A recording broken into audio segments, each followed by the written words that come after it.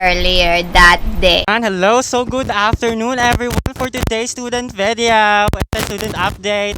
Ayan, 1 PM usapan, pero 2 PM wala pa rin sila. Dalawa pa rin ang aming iniintay. Emotional damage!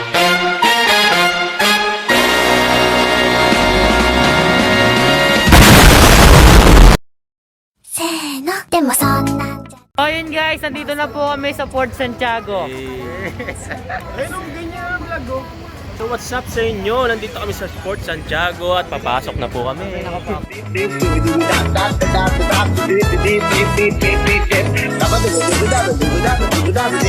So ayun guys, nandito po ngayon kami sa Port Santiago. This is the oldest Spanish port in the Philippines and this is situated in Walled City, Manila, Intramuros.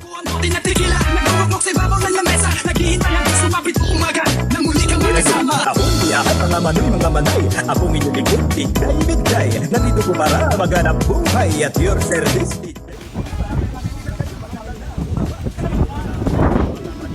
Medyo may konting mga diferensya pero lahat tuloy hindi birata. A stock spot where Fort Santiago now stands was once a Muslim kingdom, ruled by a name Raja Sulaiman. When the Spaniards landed in the Philippines, in 1571, they destroyed the site and built a fortress, instead naming it Spain's patron, Saint James. Santiago in Spanish, yeah? The structure serves as their defense fortress, that's all.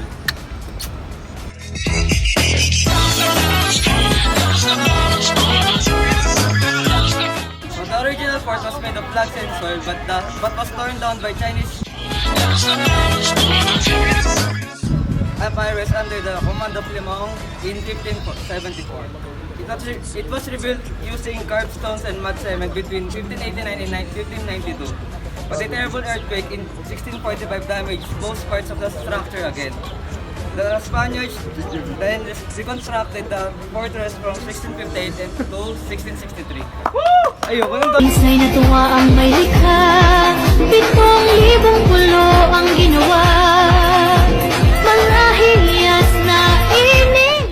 In 1762, the dagat. British came and ruled until 1764. Using Fort Santiago as their headquarters, the Americans then arrived in 1778 and renovated the fort, which became as a U.S. Army Philippine Division Command Center.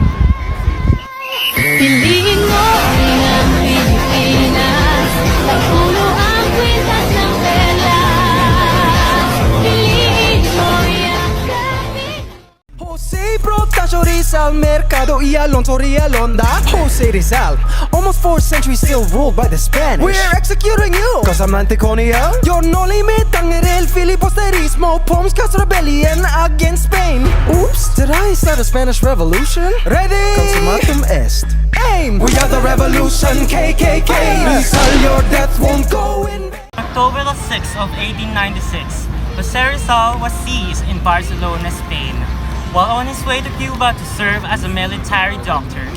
After being deported to the Philippines, he was detained at Fort Santiago. Following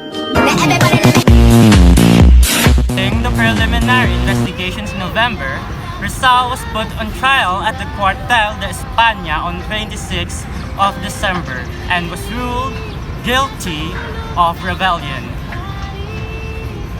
sedition, and conspiracy. Judge advocate for the case, Captain Rafael Dominguez, notified Rizal of his death sentence.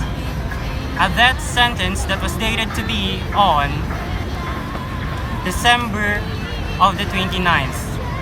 His execution scheduled by the next day. He spent his final day receiving guests, composing letters, and completing his valedictory poem. In the morning of December the 30th, he began his march to Bagumbayan Creek. Having accepted his fate, Rizal was in a calm disposition.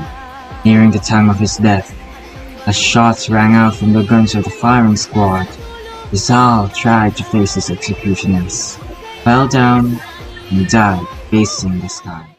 On the eve of his execution, Sir Rizal sadly wrote to his family to bid them farewell. I would like to see each one of you before dying, though it may cause much pain. Come the most valiant. I have some most important things to say.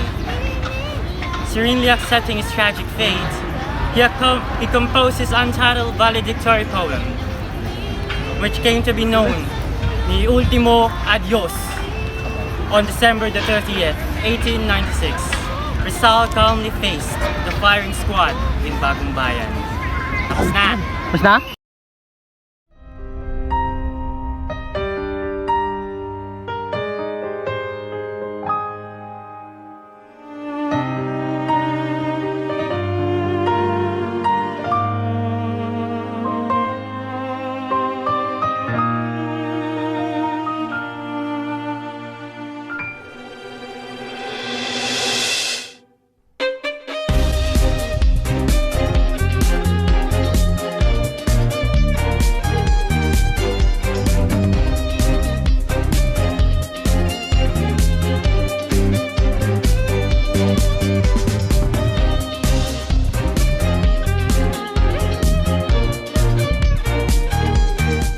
Nandito ngayon tayo sa The Dungeon of Fort Santiago, kung saan ito ay noong World War II, higit kumulang na 600 na mga Pilipino ang mga kinulong dito sa tinaguriang Battle of Manila noong 1945. Natrap ang mga ito sa loob ng dungeon habang pinupulbos ng mga Hapon sa Intramuros. Nang dumating ang mga Amerikano, natagpuan sa loob ng dungeon ang patong-patong na bangkay ng mga Pilipino. Karamihan ay ito ay inuod na at hindi na makilala sa sobrang tagal na nito. Yun lamang.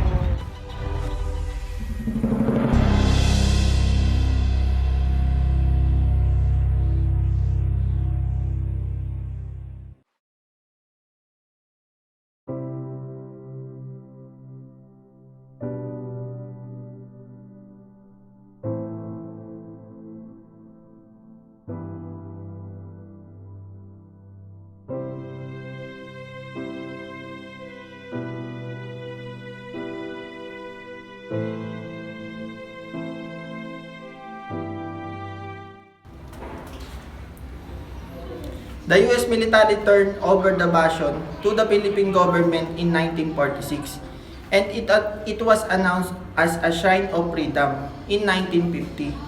Fort Santiago Intramuros has been a national shrine and national monument since 1951, and national monumentum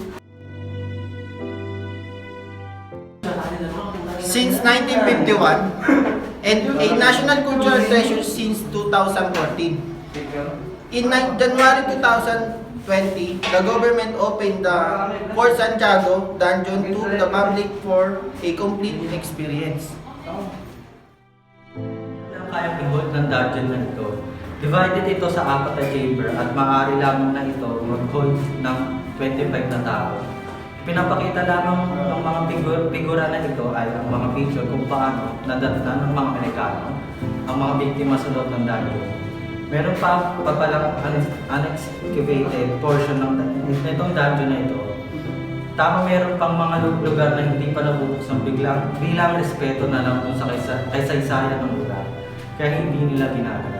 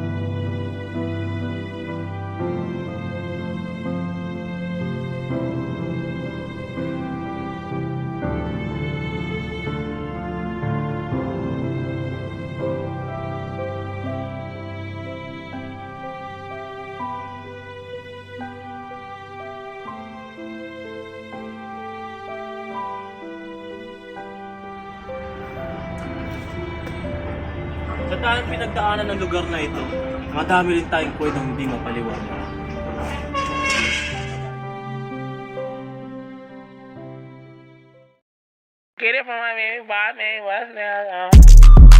Good afternoon everyone, I'm Jenar Pacanas with the motto in life na sa panahon puno ng deadline. Tandaan mo, helmet lang yan, demonyo ka, fresh out of mental hospital, and without taking any medications, I proudly announce to you, I am dating mahirap, dating patay gutom, dating ang pasupa noon. Ngayon, difficult, dead, angry, and subsoil. And ngayon, just because I am gold, I announce to you, I am indestructible. Oh yes. Wala na kayo. Ako nga si Brian Macron ng GC Ripad. Ako nga pala si Perry Salazar. Ako pala si Declario. At ako, si Angela Sierra, ang inyong lingkod. Sana may natutunan kayo sa aming video. Ang una ako si Dan Mar